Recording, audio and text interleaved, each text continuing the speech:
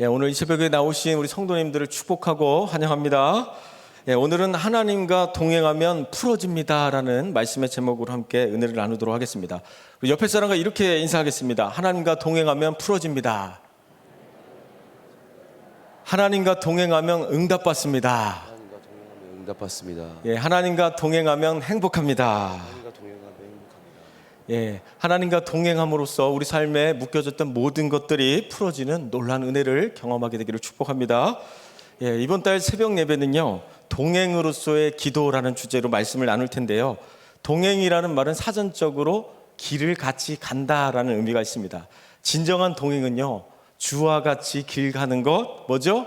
즐거운 일 아닌가. 찬송가의 가사처럼요, 즐거운 고백이 되는 줄 믿습니다. 이런 기쁨의 고백을 통해서 날마다 주님과 동행하시기를 축복합니다. 예전에 한 20년 전에 저희 집에서 기르던 개가 있었습니다. 제 이름을 따서 철이라고 지었습니다. 철이. 근데 이제 이 철이가 개들도 자기 집 앞에서 반은 먹고 들어간다라는 속담이 있지 않습니까? 그래서 집에서는 집도 잘 지키고 으르렁대고 하여튼 그렇게 잘해요. 그런데 집 밖에만 나가면 다른 개들한테 기가 눌려서 꼬리가 이렇게 내려가가지고 제대로 다니지를 못하는 거예요. 그래서 제가 이걸 보면서 이제 밖으로 자꾸 데리고 다니면서 다른 동네 개들 제가 일부러 막 혼내주고 다녔어요. 그랬더니 이 철이가 저랑 다닐 때면 이제 막 기가 살아가지고 다른 개들한테 막 덤비기도 하고 시비를 막 걸어요. 그러면서도 항상 이렇게 뒤를 쳐다봐요. 제가 있는지 없는지. 주인이랑 다니면요, 주인이 지켜줄 거라는 걸 아는 거죠. 그러니까 하나님과 동행한다는 것이 바로 이런 것이 아닐까요? 우리 인생 길을 걸어갈 때 혼자 걸어가면 두렵지만 하나님이 우리와 함께 하신다고 믿어질 때 벌써 뭐죠? 먹고 들어가는 거예요. 그래서 하나님 앞에서 하나님께서 우리와 함께 하시기 때문에 기죽을 필요가 없다는 거예요. 그래서 인생은 누구랑 동행하느냐에 따라서 두렵지 않은 인생을 살아갈 수 있는 것입니다. 그래서 나랑 동행하고 계신 분이 과연 어디에 있는지를 발견하는 것이 중요합니다. 우리 사도행전 2장 25절의 말씀을 함께 선포합니다. 시작. 사도행전 2장 25절 말씀 선포합니다. 시작. 다윗이 그를 가르쳐 이르되 내가 항상 내 앞에 계신 주를 배웠으며 나를 요동하지 않게 하기 위하여 그가 내 우편에 계시도다. 다윗이 요동하지 않을 수 있는 이유가 무엇입니까? 항상 내 앞에 계신 주를 배웠기 때문이라는 거예요. 특별한 날만 뵙는 게 아니에요. 언제 만나요? 항상 뵙는 거예요. 특별한 장소에서만 만나는 것이 아니라 항상 만나는 것이 바로 우리 하나님인 줄 믿습니다. 그래서 새벽에 깰 때, 길을 걸을 때, 밥을 먹을 때, 또 청소할 때, 일을 할 때, 운동할 때 언제 어디서든지 항상 하나님을 만나시기를 축복합니다. 그래서 우리 마음을 요동치게 만드는 그런 두려운 문제들이 있습니까? 이 새벽에 내 앞에 계신 주를 발견하기를 원합니다. 하나님이 여러분 우편에 앉아 계십니다. 그래서 예배하는 것이 행복한 것이고, 그래서 예배하는 것이 즐거운 것이죠. 성경에도 이런 단어가 있습니다. 어떻게 하나님과 동행할 것인가 라는 책을 보면 이런 말씀이 있습니다. 우리 함께 책을 한번 읽어보도록 하겠습니다. 자, 함께 읽겠습니다. 시작. 성경에도 이러한 단어가 있다. 동행이란 말이다. 동행과 유사한 표현으로 함께한다는 말도 쓰이지만 같은 뜻이다. 동행의 주체는 하나님이며 대상은 기뻐하는 자녀들이다. 성경을 대표하는 위인들은 하나님과 언제나 깊은 관계를 맺었으며 이들을 통해 자신의 뜻을 펼쳤다. 성경에서 하나님과 동행했던 사람들의 특징이 뭡니까? 그것은 언제나 하나님과 깊은 관계를 맺었다는 것입니다. 그 사람들을 통해서 하나님이 또 그 뜻을 펼쳐 가시는 것이죠. 하나님과 깊은 관계를 맺고 동행했던 대표적인 인물이 바로 에녹입니다. 우리 창세기 5장 24절의 말씀도 함께 선포합니다. 시작. 에녹이 하나님과 동행하더니 하나님이 그를 데릴 것이므로 세상에 있지 아니하였더라. 창세기 5장을 보면 아담의 계보가 나옵니다. 그런데 이제 처음부터 끝까지 낳고 죽었더라, 낳고 죽었더라, 이런 이야기로 가득 차 있는데요. 에녹에 대해서는 죽었다는 이야기를 하지 않고 하나님과 동행하더니 뭐예요? 그를 데려가셨다라고 이렇게 표현하고 있습니다. 그러니까 에녹은 300년간 하나님과 동행하다가 하나님께서 자기 집으로 데려가셨습니다. 얼마나 여러분 멋진 인생입니까? 여러분 인생이 하나님과 평생토록 동행하시다가 천국으로 그렇게 데려가지기를 축복합니다. 드디어 이제 카타르 월드컵을 개막했습니다. 이제 내일이면 대한민국도 이제 우루과이와 첫 경기가 있습니다. 내일 8시 30분입니다. 내일 이제 축구 경기를 이제 보시면 이제 카메라가 항상 따라다니는 곳이 있을 것입니다. 여러분, 바로 어디를 따라다닐까요? 바로 축구공을 따라다니는 거예요. 왜 그렇습니까?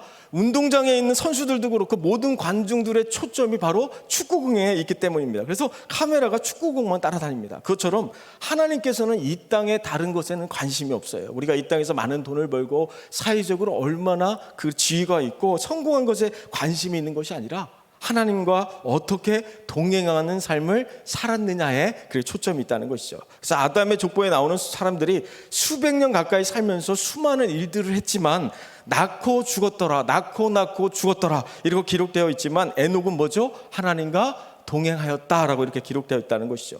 우리가 이 땅에 살면서 하나님이 기억하시는 일은 하나님과 얼마만큼 동행하는 삶을 살았느냐라는 거예요. 우리가 이 땅에서 수많은 일을 하다가 죽겠지만 결국은 무엇이 남겠습니까?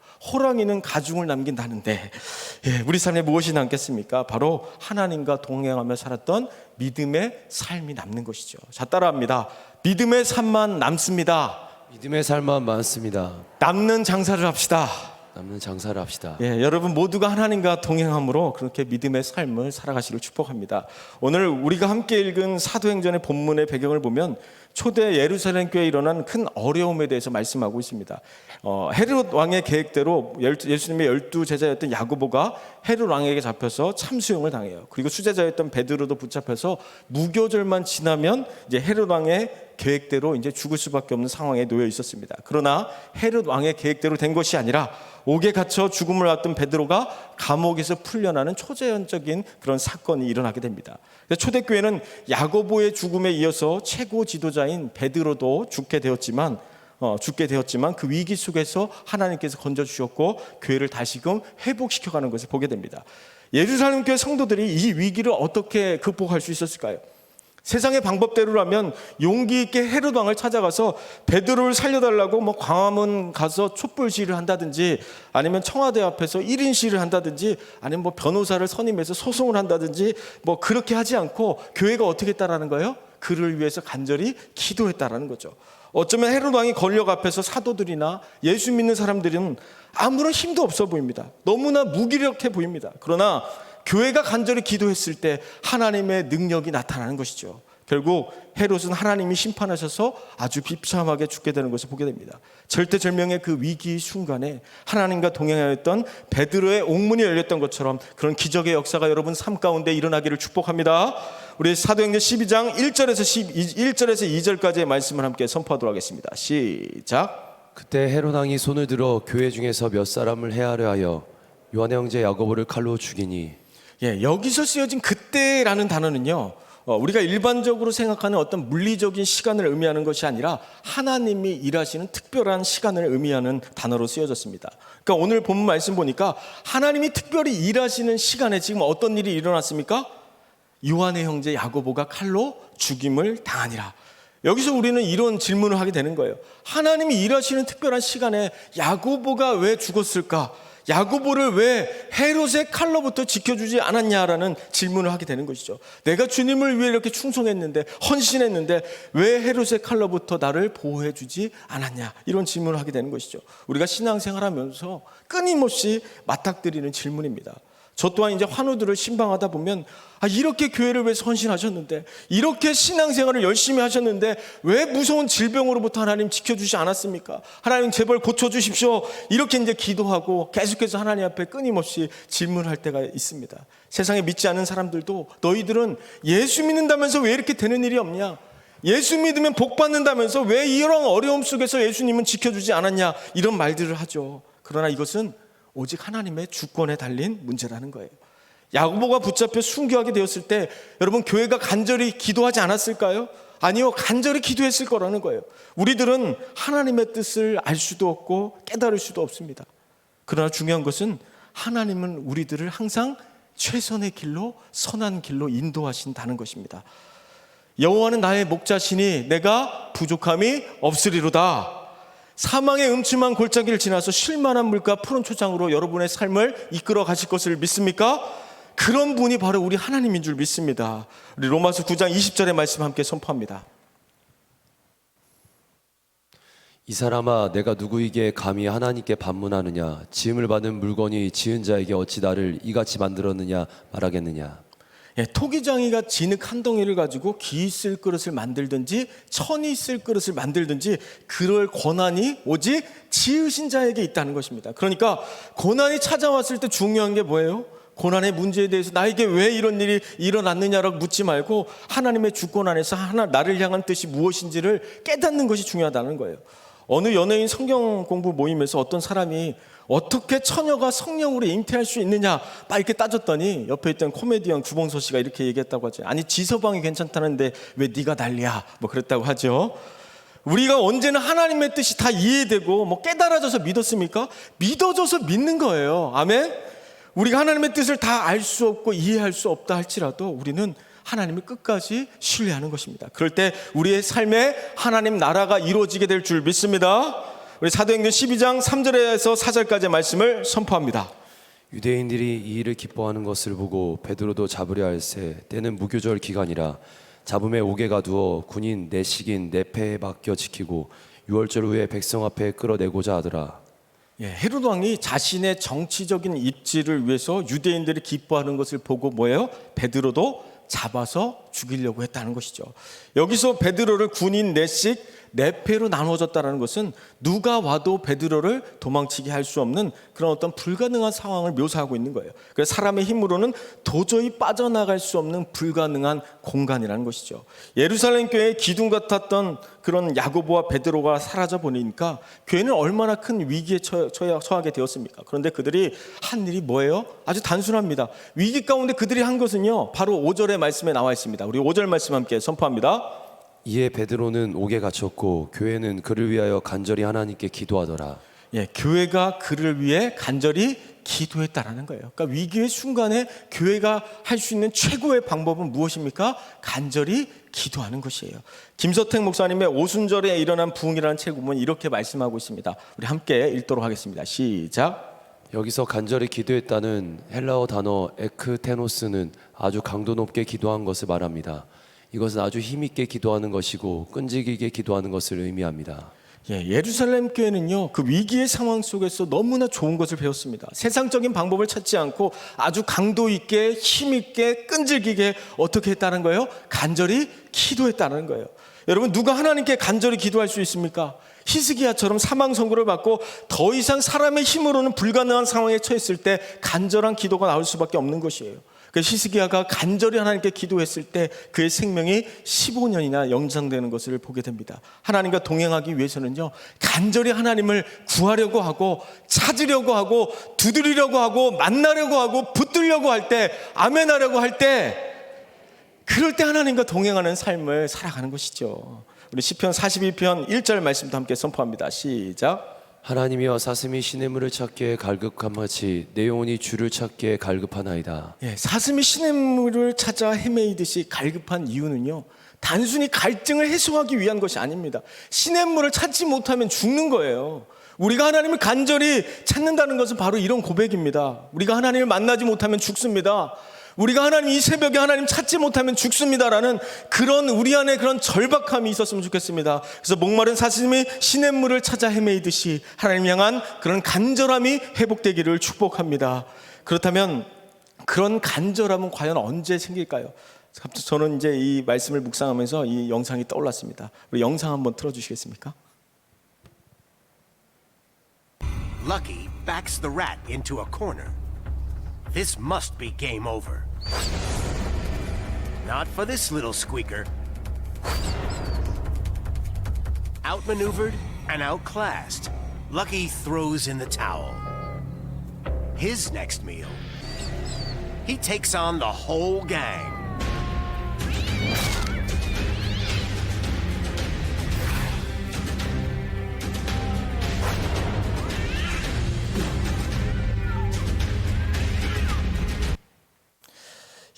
이런 속담이 있죠. 쥐도 궁지에 물리면 고양이를 문다. 쥐도 막다른 골목에서 더 이상 피할 곳이 없으면 문다는 것이죠. 얼마나 간절하면 쥐가 고양이를 물겠습니까?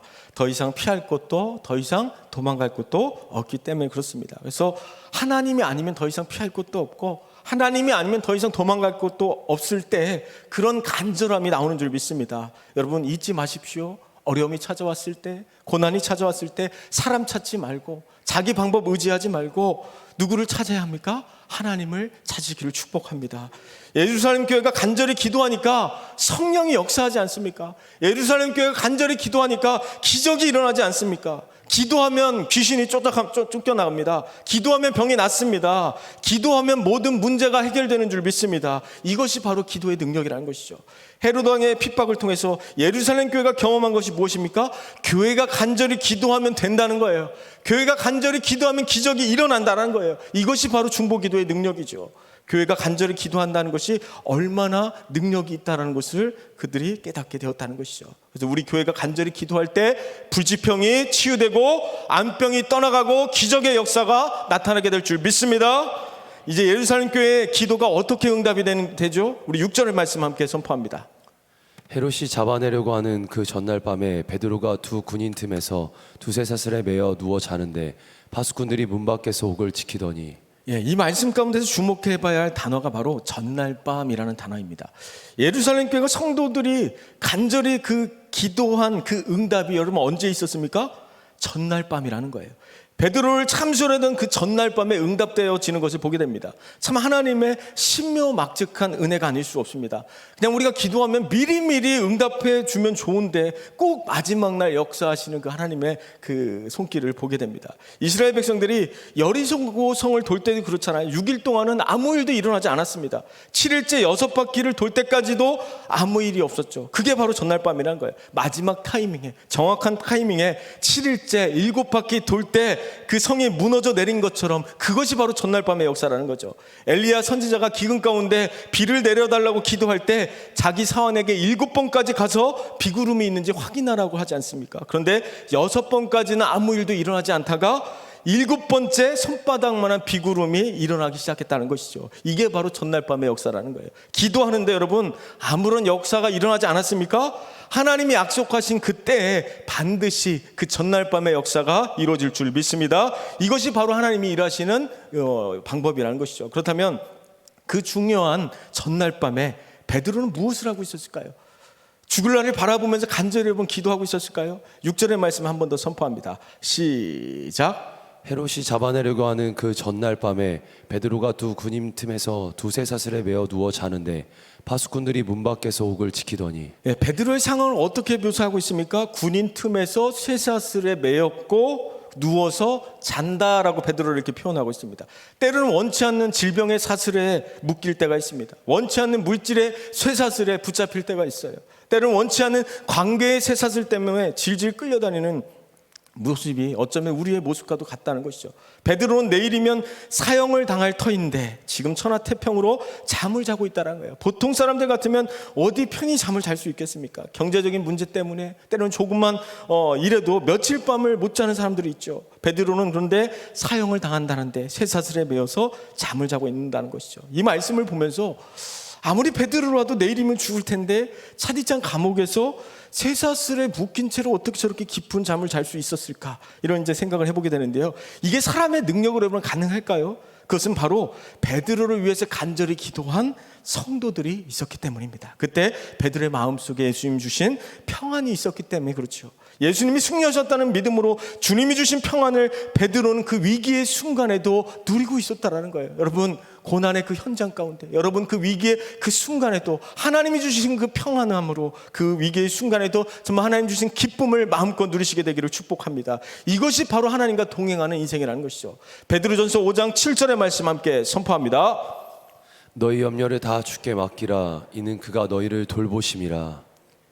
베드로가 죽을 날을 앞두고 평안하게 잠을 잘 수 있었던 또 다른 이유가 바로 여기 있습니다. 염려를 다 주님께 맡겨버렸기 때문이라는 것이죠. 베드로는 그 염려를 주님께 맡겼기 때문에 하나님 주신 그 평안함으로 잠을 청할 수 있었던 것이죠. 혹시 사진 하나 띄워줄 수 있을까요? 사진. 목욕탕에 가면 귀중품은 매표소에 보관해 주세요. 맡기지 않은 물건은 책임지지 않습니다라고 있죠. 맡기지 않으면 책임지지 않는다라는 거예요. 그러니까 어떻게 해야 되겠습니까? 맡겨야 된다라는 거예요. 우리의 염려를 맡기고 우리의 문제를 맡기고 계속해서 우리의 모든 어려움들이 있으면 어떻게 해야 된다는 거예요? 주님께 맡겨야 된다는 거예요. 그래서 주님이 책임져 주시도록 우리의 인생을 그냥 통째로 맡겨 버리시기 바랍니다. 할렐루야. 우리 인생에 크고 작은 시련과 어려움이 있지만 모든 염려를 맡길 때 베드로와 같이 감옥 안에서도 그 위기의 순간에도 평안히 잠을 잘 수 있는 은혜를 누릴 수 있는 것입니다. 우리 7절의 말씀 함께 선포합니다. 호련히 주의 사자가 나타나매 옥중에 광채가 빛나며 또 베드로의 옆구리를 쳐 깨워 이르되 급히 일어나라 하니 쇠사슬이 그 손에서 벗어지더라. 베드로가 쇠사슬에 묶여서 그의 인생이 감옥에서 끝나는 것이 아니에요. 쇠사슬이 그의 손에서 어떻게 됐다고 그랬죠?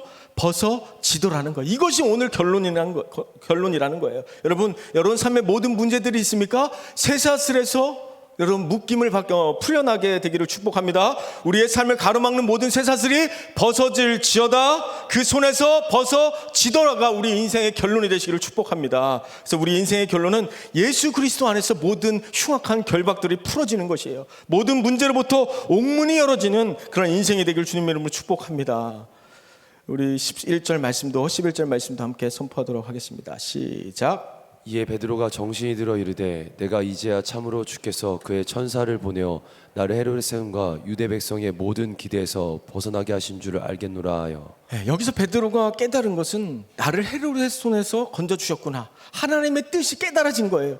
여러분 고난이 끝나고 나면 우리 하나님께서 승리하셨구나라는 것을 우리 깨닫게 되지 않습니까? 하나님께서 나를 이렇게 붙들어 주셨구나라는 것을 우리는 깨닫게 되는 그런 순간들이 있습니다. 우리 인생을 돌아보면 하나님께서 나를 여기까지 인도하셨고 나를 보호하셨고 지금까지 지내온 것이 하나님의 은혜였음을 고백하는 그 순간들이 있다는 것이죠. 우리가 이 자리에서 예배할 수 있는 것도 지금도 살아서 역사하시는 하나님의 손길이 여러분과 함께 하고 있기 때문인 줄 믿습니다. 우리 박영선 목사님의 흩어진 증인들이라는 책을 보면 이렇게 이야기합니다. 제가 읽도록 하겠습니다. 기도란 결과를 있게 하는 것이 아니라 그 결과를 하나님이 신실하게 내 인생의 행록 속에서 만들어 가시며 크게는 역사와 이 우주 속에서 하나님의 뜻을 펼쳐 가시고 있다는 것을 확인하는 행위인 것입니다. 우리 인생의 행로 속에서 일어나는 그 사건들을 우리가 애쓰고 힘써서 그 문제를 풀어가는 경우도 있지만 우리 힘으로 벅차서 도저히 감당할 수 없을 때 오늘 본문의 베드로처럼 그냥 모든 염려를 맡긴 채 잠을 자고 일어났더니 모든 문제가 풀어지는 경우가 있습니다. 이것은 자는 동안에도 어떻게 했다는 거예요? 하나님께서 역사하셨고 자는 동안에도 지켜주셨고 하나님께서 자신의 뜻을 펼쳐가고 계셨다라는 것이죠. 베드로가 죽음의 위기에서 어떻게 벗어나게 되었습니까, 여러분? 교회가 기도할 때라는 거죠. 교회가 베드로를 위해 간절히 기도할 때 옥문이 열리는 역사가 일어났습니다. 우리가 간절히 기도할 때 우리가 고민하고 있는 모든 문제들이 오늘 본문의 베드로처럼 밤새 해결돼 버리는 그런 믿음의 역사가 일어나기를 축복합니다. 오늘 본문에서 베드로의 옥문이 열린 사건을 보면서 우리의 인생에 절대로 풀어질 수 없고 절대로 열어질 수 없는 문들이 여러분 언제 열렸다고요? 교회가 간절히 그를 위해 기도할 때였다는 것입니다. 간절히 여러분 기도합시다. 옥문이 열릴 줄 믿습니다. 쇠사슬이 벗겨질 줄 믿습니다. 불가능한 일들이 정말 하나님의 능력 가운데 응답되어질 줄 믿습니다. 오늘 이 새벽에 우리가 여기 모인 이유가 바로 이것입니다. 교회가 함께 기도할 때 모든 질병과 삶의 어려움으로 고통당하는 성도들의 문제가 풀어지고 환우들이 치유되고 베드로가 누렸던 그런 참된 평안을 누릴 수 있게 된 것입니다. 언젠가 영국의 어느 광고회사가 큰 상을 내걸고 전 국민을 대상으로 이런 퀴즈를 낸 적이 있다고 합니다. 한번 띄워주시겠습니까? 어떻게 하면 스코틀랜드의 에딘버러에서 런던까지 가장 빨리 갈 수 있느냐? 그래서 이제 비행기로 가는 것이 빠르다, 기차를 타고 가는 것이 빠르다, 오토바이를 타고 가는 것이 빠르다, 심지어는 우주선을 타고 가는 것이 가장 빠르다 막 그랬는데요. 수많은 그 응모자들 중에 상을 탄 사람은 바로 사랑하는 사람과 함께 가는 것이라고 했다고 합니다. 그러니까 사랑하는 사람과 함께 가면 아무리 먼 길이라도요, 사랑하는 사람과 함께라면 아무리 고난의 길이라 할지라도 뭐예요? 우리가 행복하게, 기쁘게, 즐겁게 걸어갈 수 있다는 것이죠. 여러분, 하나님과 행복한 그런 인생들이 되길 축복합니다. 하나님과 함께 영원토록 행복한 그런 인생들이 되기를 다시 한번 축복합니다. 말씀을 정리하겠습니다. 오늘 본문 말씀을 보니까 죽음을 앞둔 베드로가 감옥에 갇혀 잠을 자고 일어났을 때 차례차례 풀려나는 것을 보여줍니다. 쇠사슬이 풀어지고 옥문이 열리고 풀려나는 것을 보게 됩니다. 여러분, 우리가 예수 믿고 구원받았다는 것은 바로 사망 권세로부터 풀려나는 것인 줄 믿습니다. 우리 모두는 원래 쇠사슬에 묶여서 죽을 수밖에 없던 자들입니다. 그러나 예수 생명으로 묶여있던 모든 사망 권세로부터 풀려나는 그런 구원의 역사를 누리게 된 것처럼 날마다 하나님과 동행함으로써, 날마다 함께 간절히 기도함으로써 날마다 하나님과 동행하는 삶을 살게 되기를 축복합니다. 오늘 이 새벽에 우리가 함께 기도할 때 모든 묶여졌던 속박들이 풀어지고 잠겼던 옥문이 열리며 하나님의 말씀으로 더 크신 하나님의 기적의 역사를 보게 하여 주시옵소서라고 이 시간 우리 함께 통성으로 기도하는 시간 갖도록 하겠습니다. 오늘 우리가 기도할 때 주님, 정말 우리가 한 주간의 삶 가운데 고난과 어려움이 있을지라도 두려워하지 않게 하여 주시고 고난을 넉넉히 이기신 주님과 동행하는 삶을 살게 해달라고 이 시간 우리 통성으로 함께 주여 삼청하시고 기도하도록 하겠습니다. 기도합니다. 주여